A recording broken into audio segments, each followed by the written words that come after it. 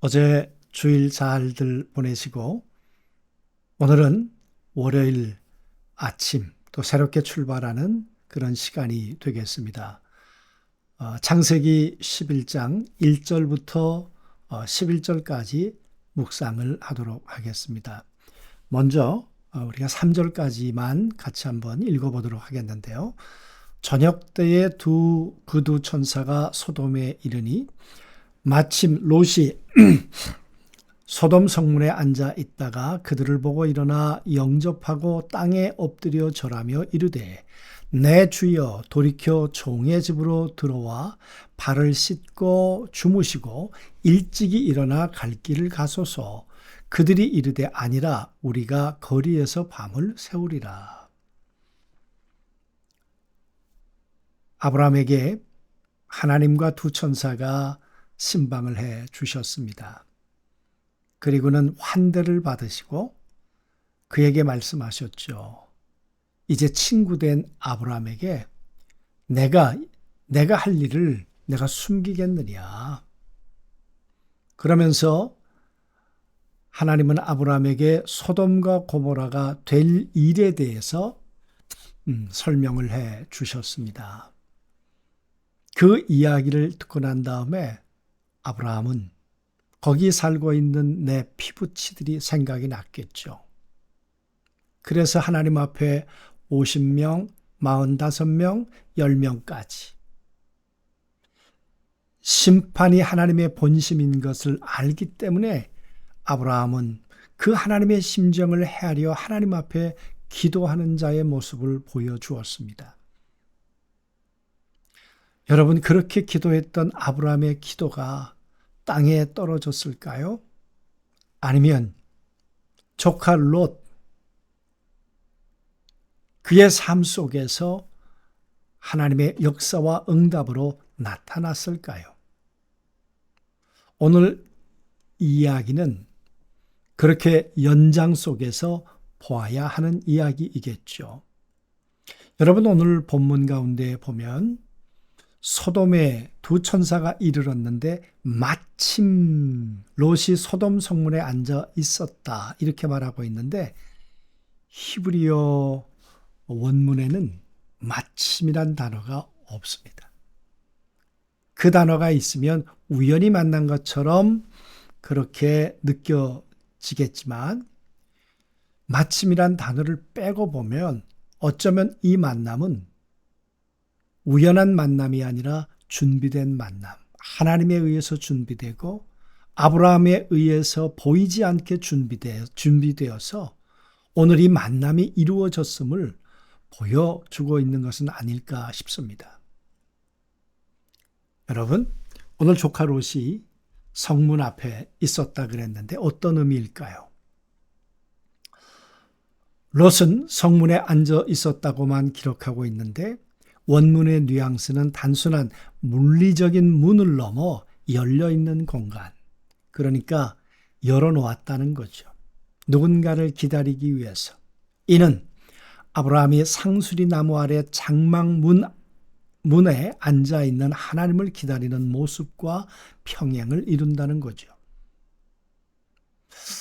여러분, 우리가 아브라함과 롯을 대비해 보면 아브라함은 플러스고 조카 롯은 마이너스일 수 있죠. 여러분, 그러나 롯에 대해서 성경은 양면을 함께 기록하고 있지 않습니까? 13장에 아브라함 신의를 저버리고 재산을 가지고 소돔과 고모라로, 그리고 전쟁을 겪었음에도 불구하고 또다시 소돔과 고모라에 가서 살고 있는 롯의 모습, 부정적입니다. 그러나 베드로는 이 조카 롯에 대해서 소돔과 고모라의 무법한 자들 때문에 이 조카 롯은 가스마리를 했다. 그래서 하나님은 그를 가리켜서 의인이다. 베드로는 그렇게 기록하고 있지 않습니까? 그래서 우리는 양면을 함께 보았으면 좋겠다, 그 말이에요. 롯은 단순히 쉬고 있었던 것은 아니죠. 그런 면에서 본다면 타락한 도시 입구에서 그는 신에 대한 갈망, 기다림, 그런 소망을 가지고 그곳에 앉아 있었다면, 그래서 아브라함을 찾아가신 여호와와 두 천사가 오늘 이곳에 조카 롯을 만나기 위해서 왔다면, 물론 두 천사만 왔습니다마는, 그렇다면 이 만남은 원인과 결과가 있는 준비된 만남이었다는 거죠.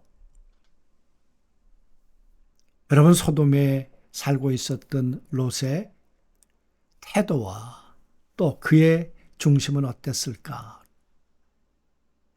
소돔 속에서 조카 롯은 이방인이었습니다. 우린 아브라함에 비교해 보면 세속적 욕망을 향해 찾아간 사람이 롯인 것은 부인할 수 없습니다. 그러나 그는 나름대로 저항하려고 했다는 거죠. 그들의 문화나 그들의 삶의 방식을 그대로 수용하지는 않으려고 했다는 거죠. 이런 모습을 통해 확인할 수 있습니다. 롯이 낯선 이들을 보호하기 위해서 자신의 안전을 포기했어요. 찾아와서 당신 집에 온 손님을 내놓으라고 했는데 보호하잖아요. 얼마나 폭력적인 도시였습니까? 그리고 내놓으면 우리가 상관하겠다, 동성연애를 하겠다는 거잖아요. 그런데 내 딸을 내놓을 테니까 이 사람들은 손대지 마라.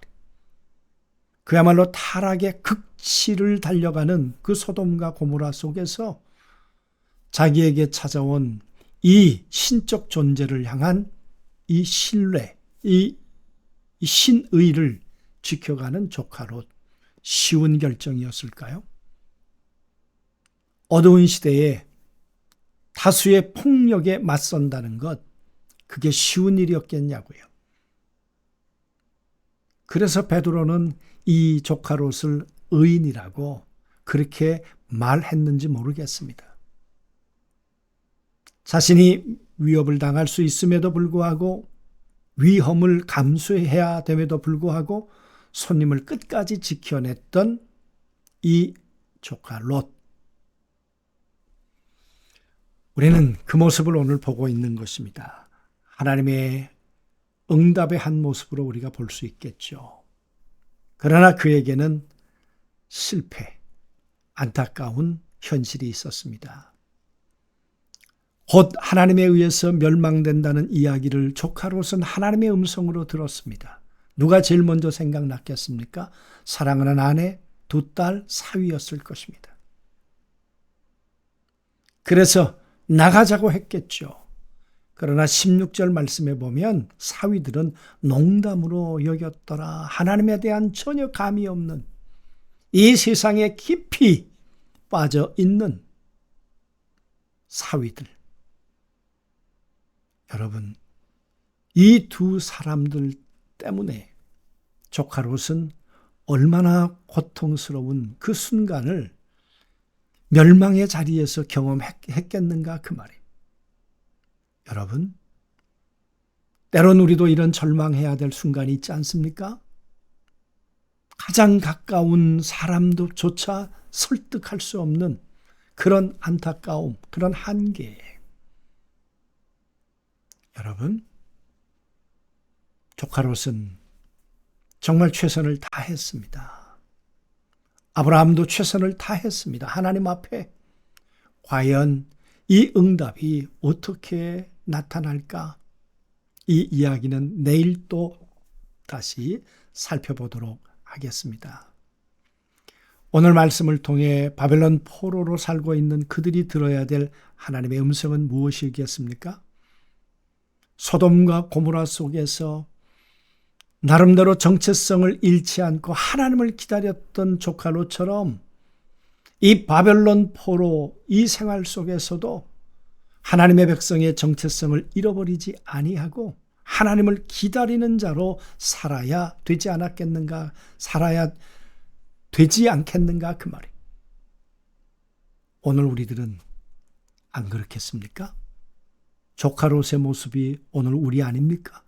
세상과 하나님의 백성의 이 사이에서 늘 왔다 갔다 하는 모습이 우리의 모습 아닙니까?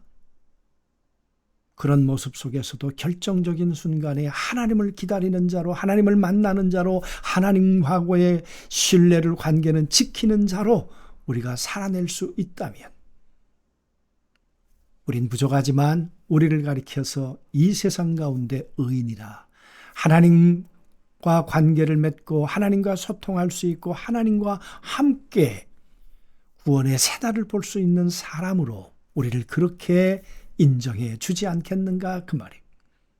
그런 은혜가 우리에게 있을 걸 기대하면서 오늘 우리가 기도해야 될 사람, 농담으로 여기지 않고 하나님의 음성으로 들을 수 있는 사람, 그 사람들의 이름이 우리의 가족이기를 원하면서, 내 가까운 이들이기를 원하면서 기도하는 하루가 꼭 되었으면 좋겠습니다. 기도하시죠. 전능하신 아버지 하나님, 소돔과 고모라의 부자가 되기 위해서 잘 살고 싶어서 떠나간 것 맞습니다. 그러나 문 앞에서 하나님을 기다리는 자로 살았던 것도 맞습니다. 이런 결정적인 순간에 하나님을 알아보고 하나님을 환대하고 끝까지 지켜냈던 조카 롯을 하나님은 의인이라고 하셨고 그 멸망의 자리에서 구원해 내셨습니다. 아버지, 오늘 우리가 누구인가 다시 한번 돌아보게 하시고, 우리가 누군가를 위해서 왜 기도해야 되는지를, 왜 우리가 전도해야 되는지를 다시 한번 도전받는 이 아침이 되도록 도와주옵소서. 멸망의 자리에 우리뿐만 아니라 더 많은 영혼들을 하나님 앞으로 인도하는 우리의 삶이 되기를 소망하오며 예수 그리스도 이름으로 기도하옵나이다. 아멘.